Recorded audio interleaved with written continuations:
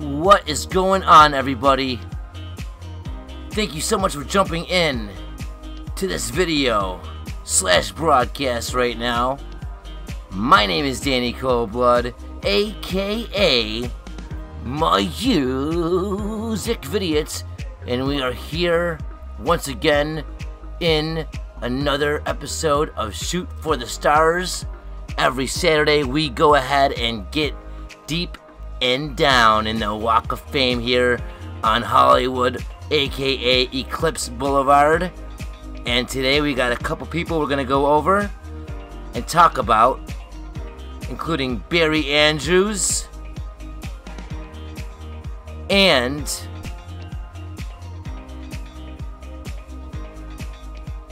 Jeremy St. Ives. And as you've seen, we have Dr. Freelander hosting the show. So I'd like to thank you guys all for jumping in today. It's an honor and a pleasure having you guys here. Without any further ado, let's get right into this motherfucker.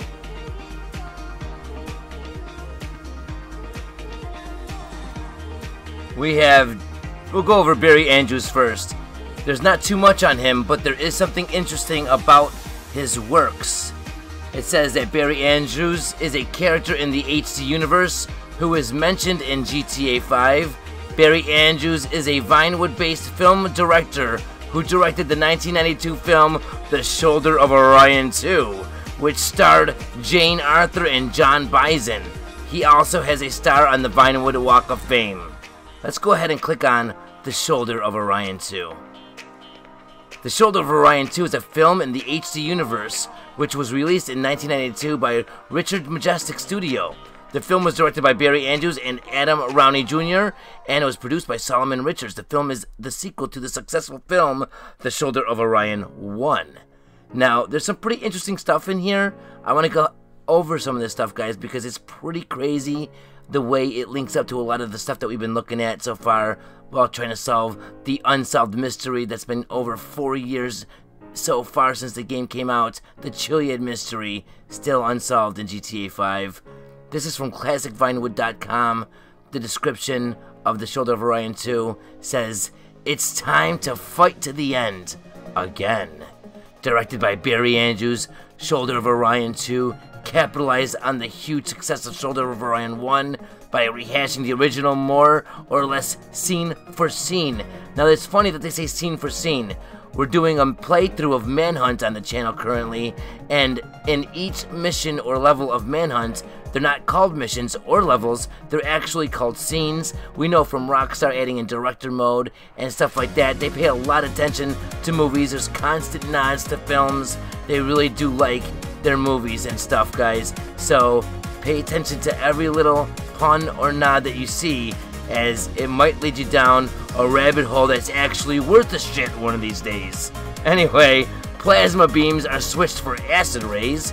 Lizard-aliens are switched for carnivorous plant-aliens, who luckily speak English. But the movie is essentially identical, just executed with slightly lower quality across the board. The multiracial crew of War Rocket 1 must save planet Earth from extinction and deliver as many one-lines as possible doing it.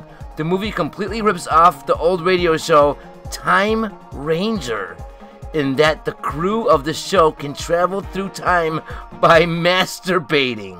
Like most crappy movies of the 1980s and 1990s, the passage of time has transformed it into a cult classic, and nerds still congregate in dark theaters today to masturbate with the actors on screen during a 20-minute time travel space battle. What the shit? If I traveled in time every time I masturbated, I'd be either way too far in the future to handle what's going on right now, or I'd be back blasted into the past with the dinosaurs and shit, guys. What in the fuck? Anyway, there's some comments left on ClassicVinewood.com, and we have one by Bed Lie Jibe, or B. Lee Jibe. Gives it an 8 out of 10, says Barry Andrews, such an underrated director. He reinvented 1980s Vinewood. We have Mommy State, gave it a 3 out of 10. Andrews was a rent boy. He swallowed 1980s Vinewood. Richards Fan 45 gave it a 4 out of 10, saying Invasion. Los Santos craps all over the shoulder of Orion 2. Way No Way 7 gave it a 7 out of 10. Pluto? I said Mars. Cocksucker. So badass. And Enemy Emily says, well, she gave it a 5 out of 10, and then she says, I watched the Yuppie and the Alien movie the other day. It's tragic how hard Solomon Richards has sold out. Here's some trivia. The Pluto, I said Mars, cocksucker line is used by Solomon Richards during the mission Mr. Richards with Michael DeSanta. Correctly remembering the quote is from The Shoulder of Orion 2. The quote itself may be referenced to the 2012 film John Carter, which had been called John Carter of Mars during production before the Of Mars section was removed. And now here's a pretty interesting thing. It says the film may be a parody of the 1986 film Aliens. How many times do we see them parody this film or pun or nod to this film? We know that in the editor we have a filter called Game Over Boy or Game Over Man, I'm sorry. And that is the same exact like color and everything that lines up, and it's a direct pun itself to the movie Aliens. And we know that we have the thermal vision that was recently given to us in an update for the online, and we can even get it in single player now with a glitch. But either way, the thermal vision is the way that the Predator sees, and we know aliens are also connected to Predators with movies, because Alien vs. Predator is a movie where they put them both in the same film and have them go badass after each other. So a lot of cool connections here, and it's kind of funny how Rockstar always seems to find a way to hint and nod away into the film Aliens. Very interesting, to say the very least. Let's take a look at Jeremy St. Ives, guys. Jeremy St. Ives is a character who appears in Grand Theft Auto 4, going back in Rockstar's past now, and it's episodes. He is the co-host for The Men's Room, along with Bas Rutten. It says that he is shown to be the nicer, more passive, and effeminate host of the show, while Bass is angry and aggressive. He is also probably, according to him, a top celebrity. It's safely assumed that he is a homosexual, especially when he refers to unspoken gay longing in a radio commercial. Other strong evidence is his criminal record, and when he makes a very subtle cameo at Hercules during the blog This. Contradicting this theory, he goes to see female strippers, and Richard Bastian says on his radio show that Jeremy is filling women's heads with all these irrational expectations about masculinity. Jeremy appears in a commercial created between GameStop and Rockstar. We're going to go ahead and show that commercial in a second. And in that commercial, they promote Grand Theft Auto 4. He gives the viewer a tour of the city, and as he travels, he encounters many acts of violence and other crimes, including having his limo stolen and being yanked out of his cab by Nico, Patrick or Derek in the mission 3-Leaf Clover. During the tour, he visits Honker's strip club and gets extremely drunk at Steinway Beer Garden. At the end, he is finally seen comically chasing a moving plane, asking for it to stop, while being chased by 2 FIB agents. It says that his full name is Jeremy St. Ives. He's American. Date of birth was 1976. Place of birth was San Fierro. Home is Liberty City. Main affiliation is Bas Rutten. Vehicles is a white stretch. He's a talk show co-host, and he appears in Grand Theft Auto 4, The Lost and the Damned, The Ballad of Gay Tony, and he's voiced by John Zerhelen. He has a criminal record. It says that he is age 32, place of birth is San Fierro. Criminal record is in 2000. He was obviously arrested for incest in 2001, patronized prostitute, same thing in 2004, 2005, disorderly conduct, and 2006, public lewdness. Notes: works as a presenter on the TV show The Men's Room, history of lewd behavior and disorderly conduct, and arrested in Middle Park in 2006, playing Ultimate Disc in the Dark with 11 other naked men. What in the shit is going on, guys? This guy is a little crazy. Let's go ahead and watch this commercial that they did with him and GameStop, okay, promoting GTA 4. I guess he gets yanked out of his cab by Nico. This is going to be pretty interesting, and I watched it a couple times already. It's kind of cool. They started off in black and white, and we know that Rockstar gave us those black and white filters within the murder mystery that we have in GTA 5, and we know that that ties directly to Rockstar's LA Noire, which even has a black and white mode that you could turn on or off, and when it's on, you can actually see better in places like the catacombs in that game. So it's kind of interesting how Rockstar's past connects back and forth, guys, as we keep on looking at more and more stuff and getting deeper and deeper into their lore. Let's take a look at this commercial.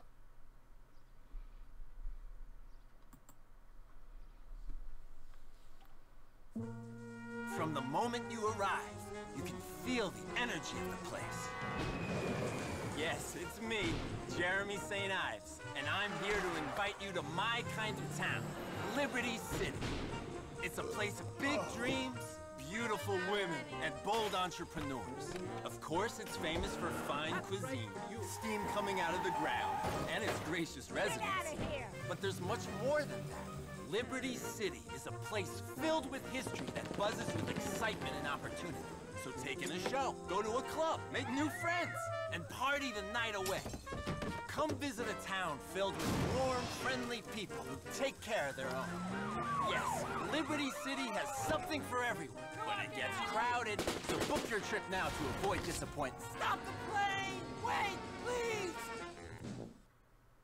That is pretty crazy, guys. I'm noticing a lot of stuff the more I watch this trailer. I'll go ahead and try to see if I can link this in the description. It's pretty interesting watching it, especially with the different colors. And then you notice that right when it goes from black and white to switch over to color, there's a lightning and thunder going on. Check this out. See that?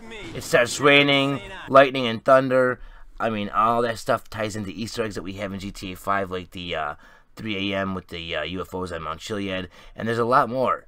I mean, maybe if we pause it and watch it, maybe we can see some stuff in the game or in this trailer that we might have missed. There's always stuff hidden around every turn. Rockstar has been known to hide stuff in trailers, especially even recently with trailers for some of their online updates. We know that Rockstar has given us a lot of stuff to think about, and they have foreshadowed a lot of stuff in their trailers, stuff that has came true in the future from watching these trailers. So definitely pay attention to some of the stuff. It's always good to get more deeper in with Rockstar's lore and understand what they're doing, why they do it, what they're punning on, because guys, Rockstar's not going to change who they are. They're kind of like a person. People really don't change. They kind of do the same thing every time they do it. They get into patterns and habits. Rockstar is Rockstar. We kind of know what to expect from them. They do the same thing. You know, they always make a really awesome game. They pun on reality all the time. They make it realistic, but they have a lot of satire. Their mystery, their Easter eggs are going to be no different, okay? They're going to do the same kind of thing, but put a twist on it. So, take a look at what they do and try to get a little bit more involved and help us as a community to try to solve this Chiliad mystery. It's been unsolved yet for 4 years now. 4 years. Okay, this game has come out. It's over 4 years old, and we still have not yet solved the biggest Easter egg in, I believe, you know, video game history, but at least for GTA 5, the biggest Easter egg is still unsolved. That is the Chiliad mystery. So thanks for jumping in. Every Saturday, we do this. Tune in. We'll get more deep into the lore of Rockstar as we get through the Walk of Fame here on Eclipse / Hollywood Boulevard. And if you guys want, send me all your information. I'm on Facebook, I'm on Instagram, all that stuff. You guys send me stuff. I cherry pick the best out of the best, and I go ahead and showcase all your stuff, guys. Your voices will be heard in every week's episode of Viewer's Voice, so stay tuned for those episodes as well. And then throughout the week, we have different playthroughs, different videos, and different mystery videos as well that throw up all over the channel. So stay tuned for that puke edition of love, as it's always happening here. Thank you guys so much for jumping in. It's been an honor and a pleasure. I'll see you guys soon. Take it easy. And before I go ahead and leave, let's go ahead and shout out everybody that has jumped in to the live broadcast right now. We have Oh, Brittany, we have Chiliad Mystery P.I., Brian Phelps, Kairos Power. We got, let's see here. I'm trying to skim through this. Leonard Demons. All you guys that are jumping in, thank you so much. Grant Bradley, thank you so much for jumping in and supporting the channel. I tried to broadcast this exact episode about 10 minutes ago, and I had some issues with the quality and the audio, so that's why I redid it. So those of you that have watched this twice in a row, well, I am so sorry. Thanks for dealing with it. And those of you that have to deal with it once, thanks for jumping in. Anyway, guys, it's been an honor. It's been a pleasure. I'll see you soon. Until next time, take it easy. Ta-ta, and as motherfucking always, peace. And I'm here to invite you to my kind of town, Liberty City. It's a place of big dreams, beautiful women, and bold entrepreneurs. Of course, it's famous for fine cuisine, steam coming out of the ground, and its gracious residents.